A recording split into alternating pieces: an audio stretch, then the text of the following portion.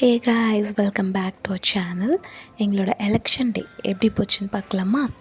Actually இது வந்து 22nd April night. So dress எல்லாம் எடுத்து வச்சு பேக் பண்ணியாச்சு. பாப்பாவுக்கு வேண்டிய திங்ஸு, சாப்பாடு, தண்ணி எல்லாமே எடுத்து வச்சாச்சு. இனி எல்லாத்தையும் எடுத்து வந்து காரில் வச்சுட்டு கிளம்ப வேண்டியது தான். ஆக்சுவலி நான் வந்து ஃபர்ஸ்ட்டு மெய்யான்புரத்துக்கு போயிட்டு நான் ஃபர்ஸ்ட்டு மார்னிங் எழுந்துச்சி ஓட் போட்டுட்டு அதுக்கப்புறம் மார்னிங் பிரேக்ஃபாஸ்ட் முடிச்சுட்டு சிவகாசிக்கு போய் இவங்க ஓட் போட போனோம். ஸோ இதுதான் பிளான். ஒரு பெரிய ட்ராவல் இருக்குது. ஸோ அதுக்கு தான் வந்து எல்லாமே ப்ரிப்பேர் பண்ணி எடுத்து வச்சுருக்கோம். ஃபஸ்ட் வந்து பெட்ரோல் ஃபில் பண்ணிடலாம் அப்படின்னா ஃபில் பண்ணிட்டுருக்கோம். அந்த டைமில் நான் வந்து பாப்பாவுக்கு சாப்பாடு கொடுத்துடலாம் அப்படின்னா ஹோம்மேட் செர்லாக் வந்து ப்ரிப்பேர் பண்ணி எடுத்து வச்சுருந்தேன். ஸோ அவளுக்கு அதை கொடுத்துட்ருந்தேன். ஏன்னா ட்ராவல் வந்து கிட்டத்தட்ட ஒரு 1.5 hours 2 hours ஆகும். ஸோ அந்த டைம் வந்து ஒரு இடத்துல இருக்க மாட்டாங்க பேபிஸ் எல்லோரும். ஸோ கொஞ்சம் வயிறு ஃபில் பண்ணி விட்டுட்டோம் அப்படின்னா அப்படி கார் மூவ் ஆகுற அந்த இதில் வந்து தூங்கிடுவாங்க. ஸோ அதனால தான் நான் வந்து வயிறை கொஞ்சம் ஃபில் பண்ணிடலாம் அப்படின்னு வந்து சாப்பாடெல்லாம் கொடுத்துட்ருக்கோம். இல்லைன்னா ரொம்ப சேட்டை பண்ணிட்டே இருப்பாங்க. அப்படி வந்து ரீச் ஆயாச்சு வீட்டுக்கு. தம்பி தான் வந்து பிக்கப் பண்ணுறதுக்கு வெயிட் பண்ணிட்டுருந்தான். தம்பியை பார்த்தோன்னே பாப்பாவும் வந்து ஜாலியாக அவன்கிட்ட போயிட்டா. அவள் வந்து காரில் தூங்கிடுவா அப்படின்னு நினச்சேன். நான் வந்து தூங்கலை. அப்படி நல்லா நான் வேடிக்கை பார்த்துட்டு வந்துட்டுருந்தா. அப்புறம் நாங்கள் வர்றதுக்கு ரொம்ப லேட் ஆகிடுச்சி. 10 o'clock கிட்ட ஆகிடுச்சி வந்து ரீச் ஆகிறதுக்கு. ஸோ நாங்கள் அப்படியே இறங்குனோம். அதுக்குள்ளே என்னென்னா பாண்டாவும் ஜிங்கரும் இவங்க 2 பேரும் தான் வந்து எங்களை வந்து ரிசீவ் பண்ண வந்துட்டாங்க. இவன் வந்து கேட்டெல்லாம் பூட்டிட்டு தான் வந்திருந்தான். ஆனால் இவங்க 2 பேரும் வந்து சுற்றி வேறு பக்கமாக வந்து எங்களை ரிசீவ் பண்ண வந்திருக்காங்க. நாங்கள் வந்தது எப்படி தெரியும்னே தெரியல. ரொம்ப ஹாப்பியாக இருந்தது பார்க்கும்போது. அப்புறம் அப்படி வந்து லக்கேஜ் எல்லாம் எடுத்துகிட்டு வீட்டுக்கு வந்துட்டோம். எப்போவுமே வந்து வீட்டுக்கு வந்தோன்னா ரிசீவ் பண்ணுறதுக்கு அப்பா அம்மா இருப்பாங்கள்ல. பட் இந்த தடவை இல்லை. ஏன்னா அவங்க வந்து எலெக்ஷன் டியூட்டிக்கு போயிட்டாங்க. 2 பேருக்குமே எலெக்ஷன் டியூட்டி போட்டிருந்தாங்க. ஸோ வந்து அந்தந்த இடத்துக்கு வந்து முந்தின நாள் நைட்டே போயிடணும். ஸோ அதனால் அவங்க வந்து அங்கே போயிருந்தாங்க. ஸோ தம்பி வந்து சாப்பாடு எல்லாம் வாங்கி வச்சுருந்தான். ஆல்ரெடி ஃபோன் பண்ணி கேட்டு என்ன வாங்கணும் எல்லாம் கேட்டு வாங்கி வச்சுருந்தான். ஸோ அந்த பிரச்சனையும் இல்லை. வந்து சாப்பிட்டுட்டு அப்புறம் நடக்கிறது தான் பார்க்கணும். வந்தோடனே வந்து பாண்டாக்கிட்ட தான் பாப்பா விளையாண்டுட்ருந்தா. அவன் வந்து தொடமாட்டாளாம். ஆனால் வந்து அவனை பார்த்து பார்த்து சிரித்து சிரித்து விளையாடிட்டுருந்தா. அவனும் வந்து குட்டி பிள்ளைங்க வந்து டாக்ஸ்க்கு ரொம்ப பிடிக்கும் அப்படின்னா நிறைய கேள்விப்பட்டிருப்போம்ல. ஸோ அந்த மாதிரி அவளும் வந்து அவள் என்ன பண்ணுறா அப்படின்னு நல்லா க்யூட்டாக பார்த்துருந்தா. அவள் நடக்கிறதெல்லாம் அப்படியே பார்த்துட்டே இருந்தான். பார்க்குறதுக்கு ரொம்ப நல்லா இருந்தது இதெல்லாம். அப்புறம் அக்காவும் வந்து பாப்பா வந்ததுனால பார்க்க வந்திருந்தா. அவளும் வந்து கொஞ்சம் நேரம் விளையாடிட்டு இருந்தா பாப்பா கூட. அப்படி நின்று கொஞ்சம் நேரம் பேசிட்டு அப்படி நாங்கள் வந்து சாப்பிட்றதுக்கு வந்தோம். இங்கே என்னென்னா தம்பி வந்து இப்படி படுத்துருந்தான் கீழே. ஸோ பாப்பாவும் வந்து அவன் எப்படி படுத்துருக்கானோ அதே மாதிரியே போய் படுத்துட்டு இருந்தா. பார்க்குறதுக்கே அவ்வளோ க்யூட்டாக இருந்தது. அப்புறம் அதையும் கொஞ்சம் வீடியோஸ் எடுத்துக்கிட்டேன். இதெல்லாம் வந்து ஒரு மெமரிஸில். அப்புறம் வந்து தம்பியும் பாப்பாவும் விளையாடிட்டு இருந்தாங்க.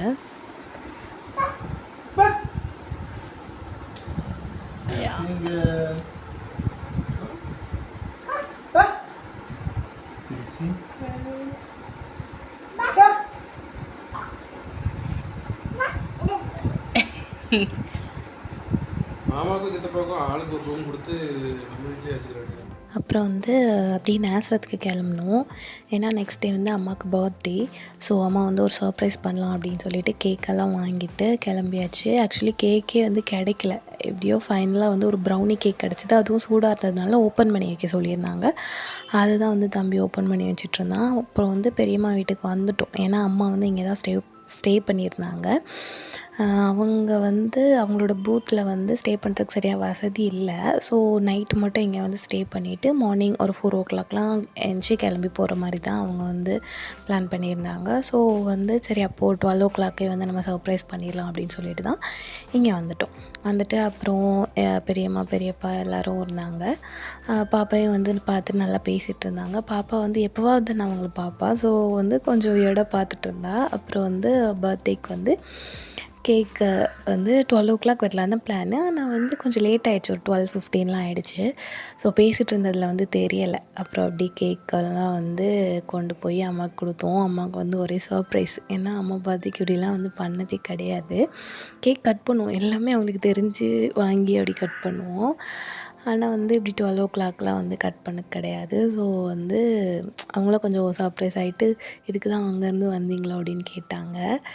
அப்புறம் வந்து ஏன்னா நாங்கள் வந்து அப்படியே மெய்ஞானபுரத்தில் இருந்துட்டு அப்படி ஓட் போட்டு அப்படி போகிறதா தான் இருந்துச்சு. அதுக்கப்புறம் சரி பாப்பா வந்து அம்மா பார்க்கணுன்னு ஆசைப்படுவாங்க அப்படின்னு சொல்லிட்டு தான் வந்து வந்திருந்தோம். வந்து பார்த்துட்டு போயிடலாம், அப்படியே கேக்கும் கட் பண்ணிடலாம் அப்படின்னு. ஆனால் அப்பாவுக்கு வந்து ரொம்ப தூரமாக போட்டிருந்தாங்க எலெக்ஷன் டியூட்டி. ஸோ அவங்களால வர முடியாது. ஸோ இது வந்து ஒரு சான்ஸ் இருக்குல்ல, அதனால பார்த்துக்கலாம் அப்படின்னு சொல்லிட்டு தான் வந்திருந்தோம். அப்படி வந்து அம்மாவும் வந்து கேண்டில் ப்ளோ பண்ணாங்க. இதில் என்ன ட்விஸ்ட்டுன்னா, அந்த கேண்டில் வந்து இந்த கிராக்கர்ஸ் எல்லாம் வந்து செய்வாங்கள்ல, அந்த ஃபார்மில் ஏதோ யூஸ் பண்ணியிருப்பாங்க போல். அது வந்து நம்ம ப்ளோ பண்ண திருப்பி அது ஸ்பார்க் ஆகிட்டே இருந்துச்சு. அதுவும் ஒரே சிரிப்பாக இருந்தது. நானும் அம்மாவும் மாற்றி ப்ளோ பண்ணிகிட்டே இருக்கோம். ஆனால் அது வந்து திருப்பி ஸ்பார்க் ஆகிட்டே இருந்தது.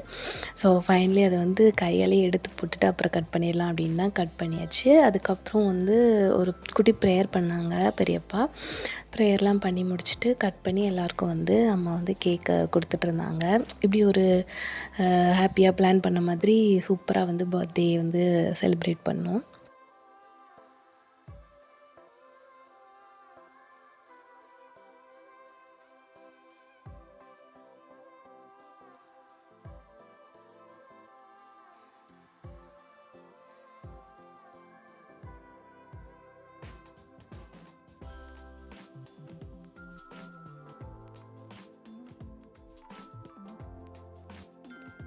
அப்புறம் வந்து அம்மாவுக்கு ஒரு சின்ன கிஃப்ட் வாங்கி வச்சுருந்தோம். அதை தான் வந்து பாப்பா கொடுத்துட்ருக்கா. ஆக்சுவலி அது வந்து ஒரு சாரீ தான். எங்களுக்கு என்ன வாங்குறதுன்னே தெரியலை. அவங்க வந்து நிறைய யூஸ் பண்ணுறது சாரீ தானே, அதனால் வந்து சாரியை வாங்கி கொடுத்தாச்சு.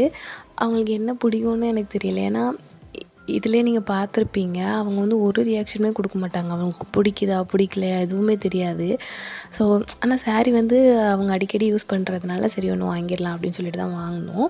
ஸோ அதுதான் கொடுத்துட்டு அப்படியே பாப்பா கூட கொஞ்சம் நேரம் விளையாண்டுட்டு இருந்தாங்க. அப்புறம் ஆல்ரெடி ரொம்ப லேட் ஆகிடுச்சு. நாங்கள் திருப்பி இப்போ வந்து கிளம்பி மெங்கான்புரத்துக்கு போனால் தான் போய் தூங்கிட்டு மார்னிங் வந்து எந்திரிச்சு போக முடியும் ஓட் போடுறதுக்கு. ஸோ அதனால் வந்து இங்கேயே படுத்துடலாமா இல்லை அங்கே போகலாமா அப்படின்னு ஒரு கன்ஃபியூஷனில் இருந்தது. சரி அதுக்கப்புறம் மார்னிங் எழுந்திச்சி கிளம்பி போகிறதுலாம் கொஞ்சம் கஷ்டம், பாப்பாவை வேறு எழுப்பணும். அதனால சரி அங்கேயே போய் படுத்துடலாம் அப்படின்னு சொல்லிட்டு கொஞ்ச நேரம் பேசிட்டு அப்படியே கிளம்பிட்டோம். அப்புறம் வந்து தூங்கியாச்சு. மார்னிங் வந்து ஒரு 7:00 வந்து நான் எழுந்திரிச்சிட்டேன். 7:00க்கே அப்படி ஒரு வெயில் பார்த்திங்கன்னா தெரியும். ஒரு 11:30 1:00 அந்த மாதிரி இருந்தது வெயில். அப்புறம் அப்படி எழுந்திரிச்சு நான் வந்து மெதுவாக கிளம்பிட்டு இருந்தேன். பாப்பாவும் வந்து தூங்கிட்டு இருந்தா. ஸோ தூங்கிட்டு இருக்கும் போதே வந்து போய் ஓட் போட்டுட்டு வந்துடலாம் அப்படின்னு தான் வேகமாக கிளம்பிட்டுருக்கேன்.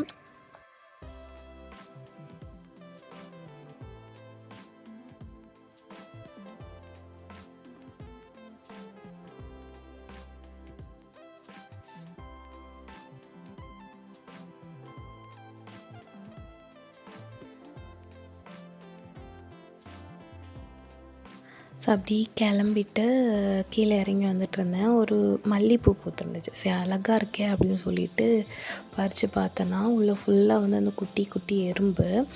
ஸோ அதை அப்படியே தூக்கி போட்டுட்டு அப்படி கிளம்பியாச்சு. கிளம்பிட்டு கொஞ்சம் வீடியோஸும் எடுத்துக்கிட்டேன். தம்பி கூட தான் போகிறோம். 2 பேருக்குமே ஒரே பூத்து தான். ஸோ தம்பியும் வந்து ஓட் போட்டுடலாம் அப்படின்னு 2 பேரும் சேர்ந்து போட்டுடலாம் அப்படின்னு நினச்சோம்.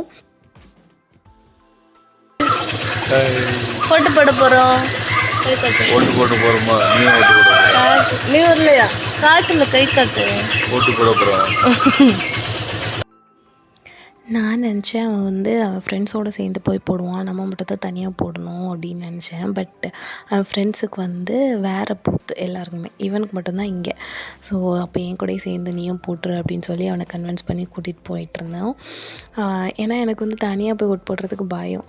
அதனால் வந்து அவனும் சேர்ந்து வந்துட்டான். அவ்வளோ கூட்டம் இல்லை, சீக்கிரமே போட்டுட்டு வந்துட்டோம். வர வழியில் வந்து சாப்பிட்றதுக்கு ஆர்டர் கொடுத்துட்டு போயிடலாம் சாப்பாடுக்கு அப்படின்னு சொல்லிட்டு தான் அவன் வந்து ஆர்டர் கொடுத்துட்டு என்னை கொண்டு வந்து வீட்டில் விட்டுட்டான். அதுக்கப்புறம் அவன் போய் வந்து சாப்பாடெலாம் வாங்கிட்டு வர மாதிரி அப்படி தான் இருந்துச்சு. ஸோ அது மாதிரி சொல்லிவிட்டு என்னை வந்து வீட்டில் வந்து ட்ராப் பண்ணிட்டான். ரொம்ப நல்லா இருந்தது. இப்படி காலையில் வந்து நம்ம ஊரில் அப்படி பைக்கில் போகிறது வந்து ரொம்ப ஜாலியாக இருந்தது. அப்புறம் இந்த வீடியோஸ்லாம் வந்து கொஞ்சம் எடுத்துக்கிட்டோம். ஓட் போட்டதுக்கு வந்து ஒரு என்ன சொல்கிறது, ஒரு சாட்சி வேணும்ல, அதனால அந்த மாதிரி எடுத்துக்கிட்டோம். அப்புறம் வந்து வர்றதுக்கு ஒரு 8:15 ஆகிடுச்சு. அப்புறம் வந்துட்டு பூரியும் சாம்பார் சட்னி இது தான் கொடுத்துருந்தோம், ஆர்டர் கொடுத்துருந்தோம். பூரி கிழங்கு எல்லாருமே சாப்பிடுவாங்க. பட் எனக்கும் என் தம்பிக்கும் பூரி சாம்பார் சட்னி ரொம்ப பிடிக்கும். அது வீட்டில் வைக்கிறதில்ல, அந்த கடையில் வாங்குறது ரொம்ப பிடிக்கும். ஸோ இவங்களுக்கும் அதை பழக்கி விடலாம், கொஞ்சம் இன்ட்ரடியூஸ் பண்ணி வைக்கலாம் அப்படின்னு சொல்லிட்டு தான் வாங்கியிருந்தோம். ஆனால் அன்னைக்கு ரொம்ப ஒன்றும் நல்லா இல்லை, பட் நாட் பேட் அந்த மாதிரி இருந்துச்சு. அவங்களும் சாப்பிட்டுட்டு அவங்களுக்கு கிழங்கு ரொம்ப பிடிக்கும், பூரி கிழங்கு வச்சு சாப்பிட்றது ரொம்ப பிடிக்கும். பட் இது சாப்பிட்டுட்டு அவங்களும் ட்ரை பண்ணி பாருங்கள் அப்படின்னு சொன்னோம். அவங்களும் நாட் பேட் அந்த மாதிரி தான் சொல்லியிருந்தாங்க. பட் கிழங்கு பீட் பண்ண முடியாது அப்படின்னு சொன்னாங்க. ஸோ அப்படியே மெதுவாக சாப்பிட்டுட்டு அதுக்கப்புறம் பாப்பாவும் ரெடி பண்ணி அவங்களும் குளித்து கிளம்பி போகணும். போயிட்டு அங்கே போயும் ஊட் போடணும். ஸோ சீக்கிரமாக எல்லாமே பிளான் பண்ணி பண்ணிகிட்ருக்கோம்.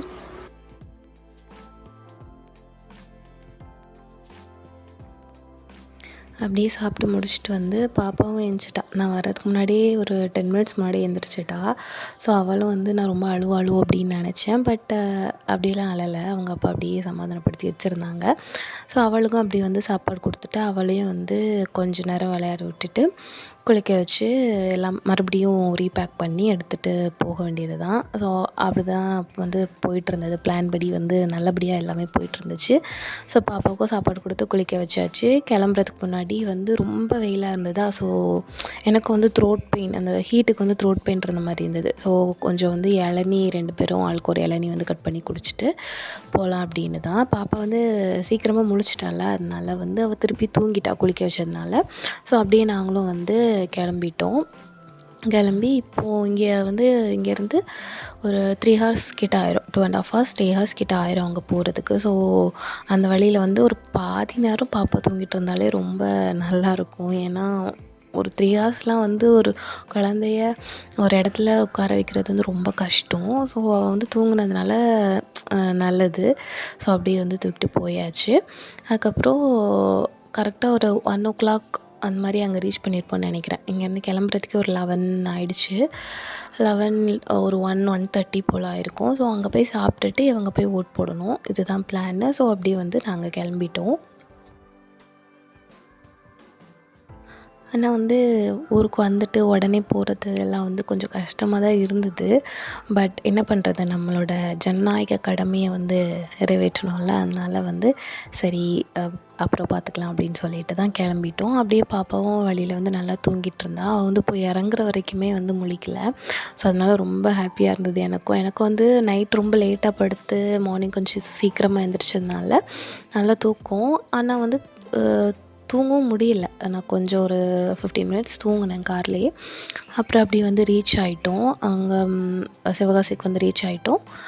அப்படி கேட்டு பூட்டி இருந்தது. ஸோ மாமா ஓப்பன் பண்ணி விட்டாங்க. அப்படியே உள்ளே வந்தாச்சு. ஸோ அந்த சர்ச் பக்கத்தில் தான் வீடு. ஸோ அப்படியே இறங்கியாச்சு. அத்தையும் எலெக்ஷன் டியூட்டி போயிருந்தாங்க. ஸோ வீட்டில் மாமா மட்டும் தான் இருந்தாங்க. ஸோ இங்கேயும் சாப்பாடு ஆர்டர் பண்ணிட்டு இவங்க போய் வாங்கிட்டு வர போயிருந்தாங்க. பாப்பா அவள் கரெக்டாக உள்ளே ரீச் ஆகவும் முழிச்சிட்டா. மாமா பார்த்தோன்னே முழிச்சிட்டா. அதுக்கப்புறம் அவளுக்கு கிரேப்ஸும் எடுத்துகிட்டு வந்திருந்தேன். வழியில் ரொம்ப சேட்டை பண்ணால் கிரேப்ஸ் கொடுத்தா கொஞ்சம் நேரம் நான் அமைதியாக இருப்பாள். அதனால் எடுத்துகிட்டு வந்திருந்தேன். ஆனால் அவள் நல்லா தூங்கிட்டா. நீ வந்த உடனே சரி பசிக்குமே அப்படின்னு சொல்லிட்டு கிரேப்ஸ் கொடுத்தோம். அழகாக உட்காந்து சாப்பிட்டுட்டு இருந்தா. அவளோட பன்னி, அவளோட ஃபேவரட் டாய் அது. அந்த பன்னிக்கும் அவள் ஊட்டி விட்டு அவளும் சாப்பிட்டுட்டு இருந்தா. அழகாக இருந்தது பார்க்குறதுக்கு. அப்புறம் இவங்களும் சாப்பாடெலாம் வாங்கிட்டு சாப்பிட்டுட்டு அவங்க கிளம்பிட்டாங்க ஓட் போடுறதுக்கு. அதுக்கப்புறம் நானும் பாப்பாவை மாமாட்ட கொடுத்துட்டு சாப்பிட ஆரம்பித்தாச்சு. நல்லா பிரியாணி, சிக்கன் 65 எல்லாமே வாங்கி வச்சுருந்தாங்க. எல்லாமே அப்படி எடுத்து வச்சு சாப்பிட்டுட்டு இருந்தேன். டேஸ்ட்டும் சூப்பராக இருந்தது. ஏன்னா அவ்வளோ தூரம் ட்ராவல் பண்ணி பயங்கர பசி வேறு, நல்லா டயர்டாகவும் இருந்ததா. ஸோ அப்படி நல்லா சாப்பிட்டுட்டு கொஞ்சம் தூங்கலாம் அப்படின்னு தான் நினச்சேன். பட் தூங்குறதுக்கு பாப்பா மனசு வச்சா தான் தூங்க முடியும். ஸோ அவள் தூங்கினா தான் நானும் தூங்க முடியும். பட் சாப்பிட்றது நல்லா சாப்பிட்டேன். அப்புறம் அவங்களும் ஓட் போட்டுட்டு வந்துட்டாங்க. ஸோ 2 பேரும் ஒரு கொஞ்சம் வீடியோஸ் ஃபோட்டோஸ்லாம் எடுத்துகிட்டு ஈவினிங் கொஞ்சம் வெளியில் நடக்கலாம் அப்படின்னு தான் வந்திருந்தோம். அதுக்குள்ளே மாமா வெளியே போயிட்டு வந்திருந்தாங்களா. ஸோ பாப்பா பைக்கில் வச்சு அவள் வந்து பைக்கில் உட்காருவா. ஆனால் வந்து ஸ்கூட்டியில் வந்து அவளுக்கு உட்கார தெரியாது. ஸோ அப்படி சும்மா ட்ரை பண்ணி பார்த்தாங்க, ஆனால் முடியல. அப்புறம் அப்படி நான் வந்து பின்னாடி உட்காந்துருந்தேன். அப்படி ஒரு ரவுண்ட் போயிட்டு வந்தோம்.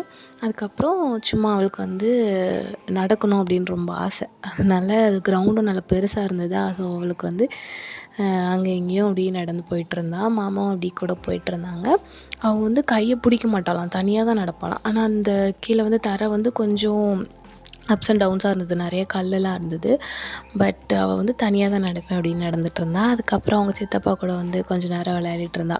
வெளியெல்லாம் போயிட்டு வந்து உள்ளே உட்காந்துருந்தோமா, அப்போ வந்து சித்தப்பா கூட நல்லா ஜாலியாக விளையாடிட்டு இருந்தா. சித்தப்பா மாமா அதெல்லாம் அவங்களுக்கு ரொம்ப பிடிக்கும். ஸோ அப்படி ஜாலியாக விளையாடிட்டு இருந்தா. இப்படி தான் வந்து எங்களோட எலெக்ஷன் டே வந்து போச்சு. வீடியோ பிடிச்சிருந்தா கண்டிப்பாக சப்ஸ்கிரைப் பண்ணி சப்போர்ட் பண்ணுங்கள். தேங்க்யூ ஃபார் வாட்சிங். நெக்ஸ்ட் வீடியோவில் பார்க்கலாம். Bye bye.